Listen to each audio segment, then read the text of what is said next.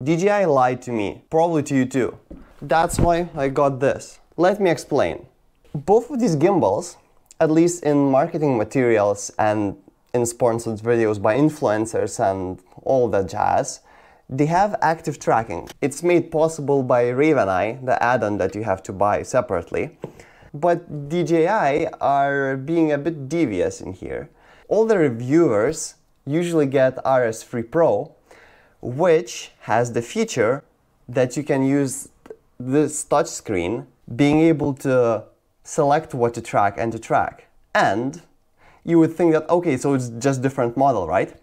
No. It gets interesting.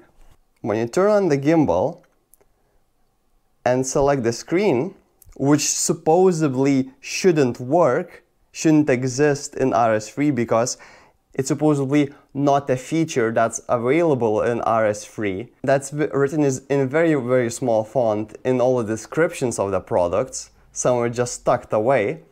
Supposedly this feature doesn't exist. Supposedly RS3 can't track things, but somehow in firmware you have this option to connect Raven Eye and to track. And in all marketing materials, they don't necessarily mention that RS3 can't track things, and they don't necessarily mention that RS3 can track things.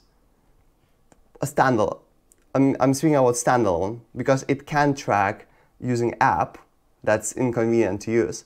So basically what I'm saying is that they're not lying per se, they are just not emphasizing the truth that's supposed to be emphasized, that this product is different from this product.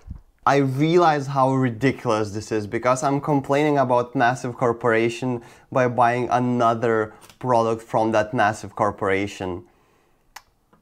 Yeah, well, welcome to dystopia, right?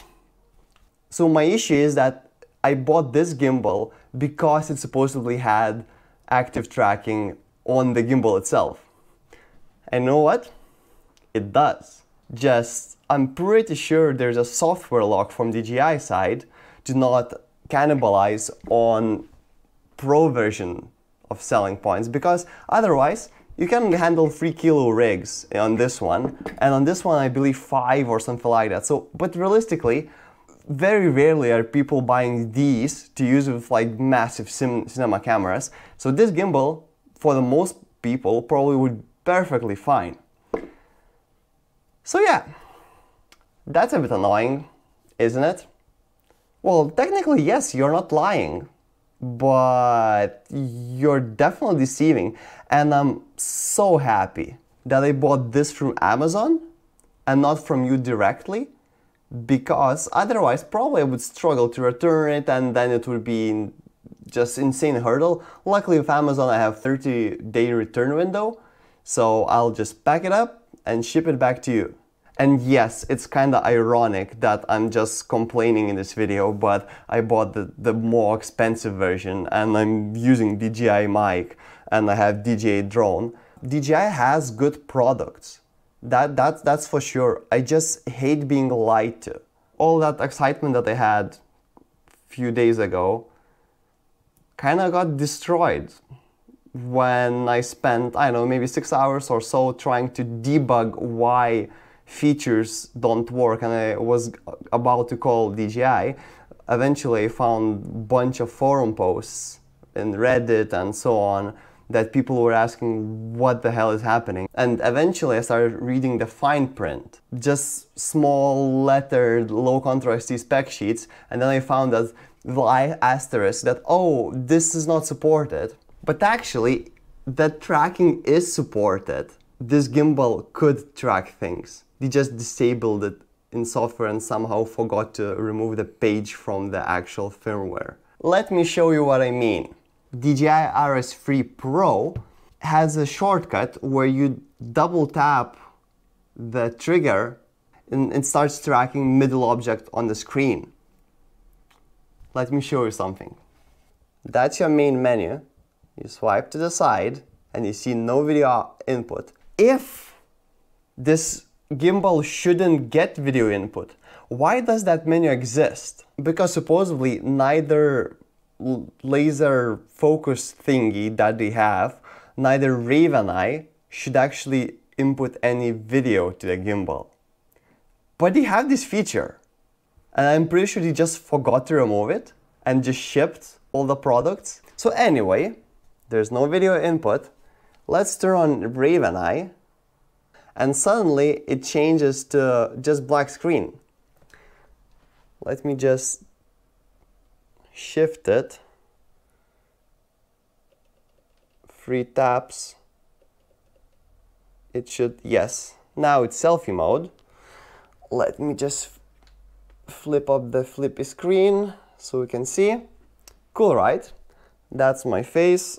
I'll just move it to the side. I click on the trigger once while I'm in the middle of the screen, and suddenly it starts to track me, even though this feature apparently shouldn't be supported.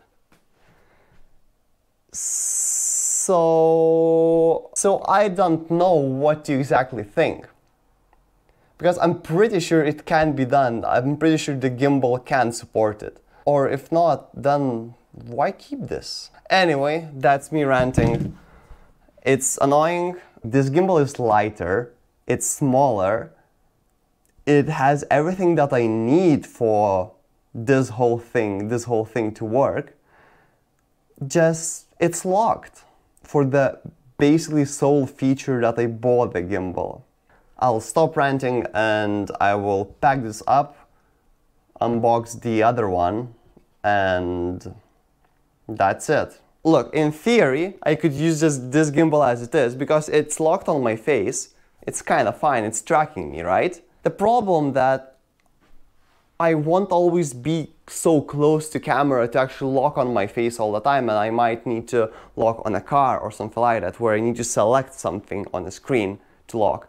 And yes, I could use my phone, but every time unlocking a phone, opening app just to make a shot, sometimes kind of quickly, it's not great experience. In the last video, I said that I really like DJI products because so far they were always great. I still like DJI products because they are great products. Just, I'm not super happy about the way they are marketed, at least in this case. Anyway, rants out. Good night.